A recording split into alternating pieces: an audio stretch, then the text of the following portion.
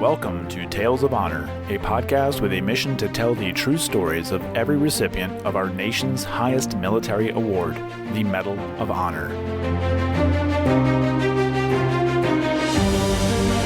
Hello, everyone, and welcome to another episode of Tales of Honor podcast. This is episode number 457.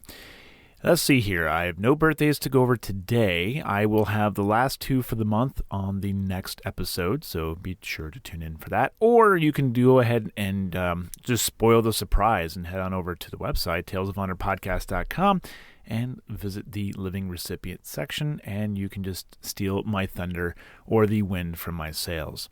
Whatever you want to do, you can just wait as well.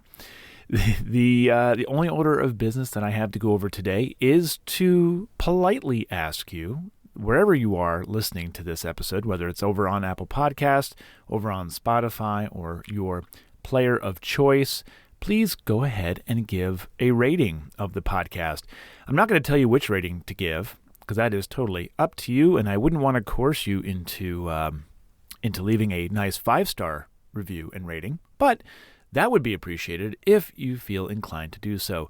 It kind of helps when people are scrolling through podcasts to listen to and they see that, oh, this one has a nice rating. So please do me a favor and go do that if you haven't already done so. I know some of you already have, and I appreciate that. That's all I have for today, so let's jump right on into today's Tale of Honor. Robert was born in Tacoma, Washington on the 4th of October, 1926, to his father, who worked as a logger for a sawmill, and his mother, who was a nurse. He grew up in Raymond, Washington with his mother after his parents divorced in 1930, and he followed in his father's footsteps by working at a sawmill while in high school. Robert dropped out of high school at the age of 17 and joined the U.S. Naval Reserve in January of 1944. He went to recruit training and Naval Hospital Corps School in Idaho before further training at the Field Medical Service School in California. By the time he deployed to the Pacific with the 5th Marines during the invasion of Okinawa, Robert was a hospital apprentice first class, equivalent to our current Navy corpsman, assigned to Company G, 2nd Battalion. It was his actions 1 month after the invasion that would later earn him the Medal of Honor. The citation reads, "For conspicuous gallantry and intrepidity at the risk of his life above and beyond the call of duty while serving as medical corpsman with a rifle company in action against enemy Japanese forces on Okinawa-jima, Ryukyu Islands, 2 May 1945. Fearlessly braving the fury of artillery, mortar, and machine gun fire from strongly entrenched hostile positions, Bush constantly and unhesitatingly moved from one casualty to another to attend the wounded falling under the enemy's murderous barrages.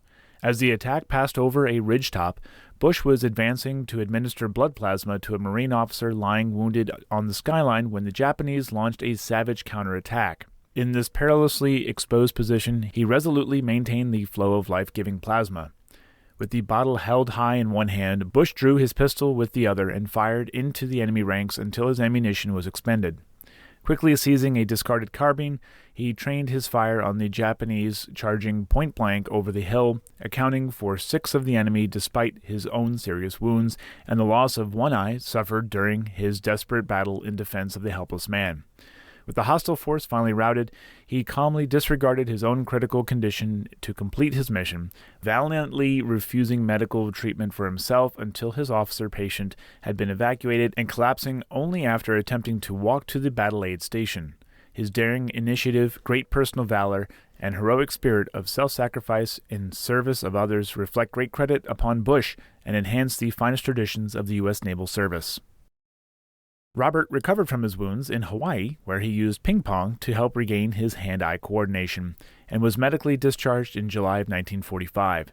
He returned home and finished high school and married his girlfriend, Wanda. On the 5th of October, 1945, Robert received the Medal of Honor from President Truman in a ceremony at the White House, making him the youngest naval recipient of the war, and out of the 482 naval corpsmen at Okinawa, he was one of 6 to receive the medal. Robert ended up buying a lumber yard from a friend in 1951 for $600, and the Bayview Lumber Company became highly successful, turning into a multi-million-dollar business. He had studied business administration at the University of Washington and served as the president of the Congressional Medal of Honor Society from 1971 to 1973. Although it took a little longer than usual, due to only having one eye, Robert earned his private pilot's license and often flew his friend, another World War II Medal of Honor recipient, Jimmy Doolittle, to a rural retreat for fishing.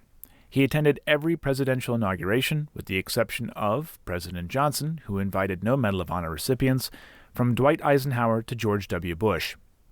Robert and Wanda had a daughter and 3 sons, one of which, Lawrence, died in 1986, and Wanda died in 1999. On the 8th of November, 2005, Robert Eugene Bush died at the age of 79 due to kidney cancer. He is buried with his wife in the Fern Hill Cemetery in Menlo, Washington, 6th edition, Block 1, Lot 24. And that was a tale of honor.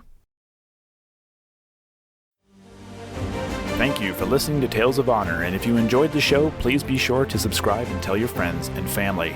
Tales of Honor is written and produced by Christoph Ambrosch, and theme music is Loyalty and Duty by Floruz Music.